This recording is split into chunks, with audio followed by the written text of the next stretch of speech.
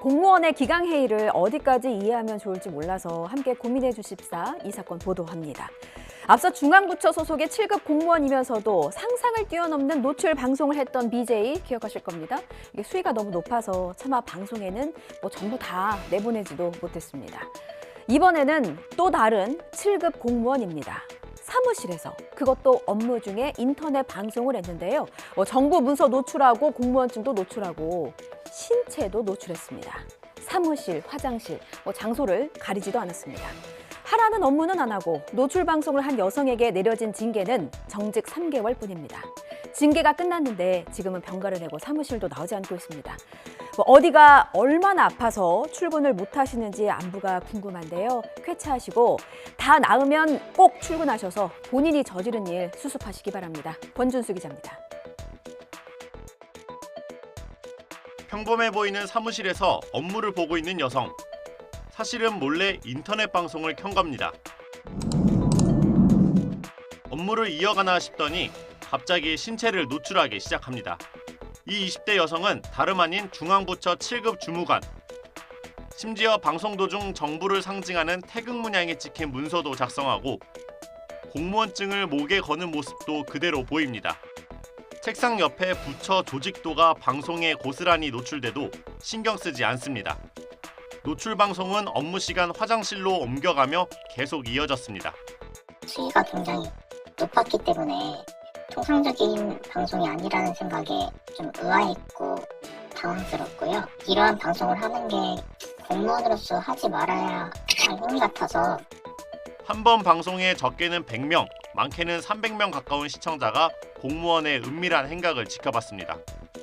여성 공무원이 몸담은 부처는 국가개발사업을 담당하는 곳으로 이런 사실을 까마득히 모르고 있다가 국민신문고 제보로 뒤늦게 감사에 착수했습니다.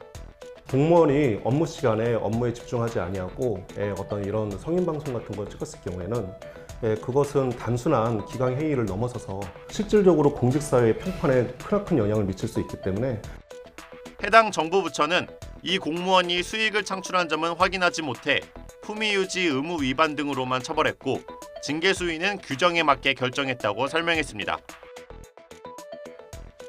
우리나라만큼 치안 좋은 곳도 양심 넘쳐나는 곳도 없다고 하잖아요. 커피숍에 노트북 두고 화장실 다녀와도 그대로 있고 지하철에서 가방 문이 활짝 열려 있어도 도나는커녕 저기요 가방이 열렸어요 이렇게 알려주는 게 K 오지랖이자 양심입니다. 그런데 이 자부심을 노리고 한국인을 기만한 러시아인들이 있더라고요. 소매치기 하겠다고 굳이 러시아에서 건너왔습니다. 소매치기범 입장에서 보면 그래요. 코리아 지하철 안이 노다지처럼 보일 수도 있습니다. 그래서 모두가 정신이 없는 역사가 혼잡한 출퇴근 시간대를 노렸습니다. 그런데 이건 생각 못 하셨나 봐요. 이런 치안이 어떻게 생겨났겠습니까? 손보다 더 빠른 게 경찰의 눈입니다. 경찰 수사망에 딱 걸린 러시아인들을 박정현 기자가 보도합니다. 외국인 남녀가 다른 여성 승객 1명을 사이에 두고 지하철에서 내립니다. 외국인 여성이 앞에서 옷을 여미는 척 시간을 끄는 찰나 뒤따르던 외국인 남성이 가방에 손을 쑥 집어넣습니다. 경찰 조사 결과 3명으로 구성된 소매치기단은 피해자가 바로 내리지 못하도록 막는 바람잡이, 주변 사람들 시선을 돌리는 안테나 등으로 역할을 나눠 범행을 저질렀습니다. 소매치기를 목적으로 한국에 들어와 보름 동안 집중적으로 돈을 훔친 뒤 러시아로 돌아갈 계획을 세운 것으로 조사됐습니다. 실제 9일 동안 무려 45시간 넘게 지하철을 타며 범행했던 것으로 확인됐습니다. 외국인 3명이 피해자의 지갑을 몰래 훔치는 장면을 확보 후 이들에 대한 범행 전후 CCTV 분석 및 잠복 수사로 지하철로 이동 중인 피의자들을 현장에서 긴급 체포한 것입니다. 경찰은 3인조 소매치기단을 구속 상태로 검찰에 넘기고 검거 당시 소지품에서 나온 현금과 백화점 상품권 700만여 원을 압수했습니다.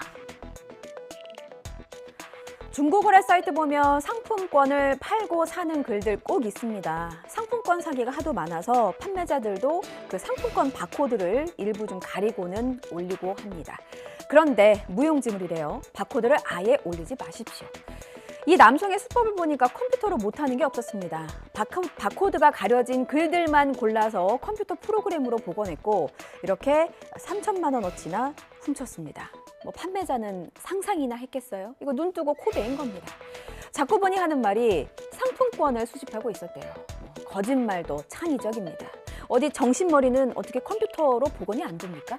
안동준 기자입니다. 검은 마스크를 쓴 남성이 상품권 무인 교환기 앞으로 다가옵니다. 휴대전화로 여러 차례 바코드를 찍자 교환기에서 실물 상품권이 착착 나옵니다. 무단 도용을 막기 위해 판매자가 색을 칠해 가려놓은 바코드를 컴퓨터 프로그램으로 몰래 복원한 겁니다. 이런 방식으로 1년 6개월 동안 서울과 경기 일대 백화점 등을 돌며 A씨가 실물 상품권으로 교환한 상품권은 무려 3천만 원어치에 달합니다. 어이가 없었어요. 그 바코드도 제가 반을 잘랐었어요. 그 다 지운 것도 아니고 반을 자르고 위에 거를 지운 거였는데 이 사람이 다 살린 거죠. 경찰 조사에서 A씨는 수집력이 있어 상품권을 모았을 뿐이라고 주장했지만 100만 원어치는 실제 사용한 것으로 드러났습니다. 이런 기술적인 수단을 이용해가지고 복원해서 범행에 이용할 수 있으니 중고 거래를 할 때 바코드를 아예 게시하지 않도록 주의가 필요합니다. 또 압수한 실물 상품권 1년 번호를 역추적해 현재까지 파악된 피해자 130명에게 상품권 1,300만 원가량을 돌려줬습니다. 초록불이 켜진 횡단보도입니다. 새벽 예배를 보고 귀가하던 여성 3명이 돌진하는 차량에 치여서 숨졌습니다. 피해자들이 중간 정도 왔으니까 초록불이 켜진 지도 꽤 된 셈입니다. 그럼 자동차 신호는 분명 빨간색이었을 텐데 사고 차량은 속도를 줄이지도 멈춰서지도 못했습니다. 82살의 어르신의 질주였습니다. 음주운전도 아니었고요. 경찰은 운전자의 과실이라며 교통사고 처리 특례법상 과실치사 혐의로 입건했습니다. 홍성욱 기자입니다. 강원도 춘천 왕복 6차선 도로 횡단보도 신호가 빨간불에서 푸른색으로 바뀌고 기다리던 행인 3명이 도로를 건넙니다. 도로를 절반 정도 건널 때쯤 차 한 대가 그대로 행인들을 덮칩니다. 사고가 난 건 오전 6시 45분쯤 82살 A씨가 몰던 차량이 횡단보도를 건너던 보행자 3명을 들이받았습니다.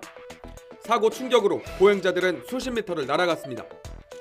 70대 B씨 등 여성 3명이 심정지 상태로 병원으로 옮겨졌지만 결국 모두 숨졌습니다. 새벽기도 왔다고 집에 가는 길에 그랬다고. 그러니까 새벽기도 올 때 그랬으면 바빠서 신호 위반하고 건너왔다 그랬지만 집에 가는 길인데 신호 위반할 일도 절대 없거든요. 경찰은 80대 고령 운전자의 과실로 발생한 사고라며 매년 2%대에 불과한 고령 운전자 면허증 자진 반납을 늘릴 대책이 필요하다고 설명했습니다.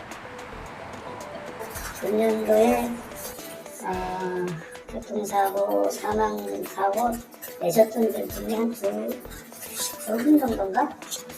고령자이신 분들 좀 있으셨는데 고령자 분들의 운전면허 반납 제도가 좀 더 많이 필요하지 않을까 생각을 합니다.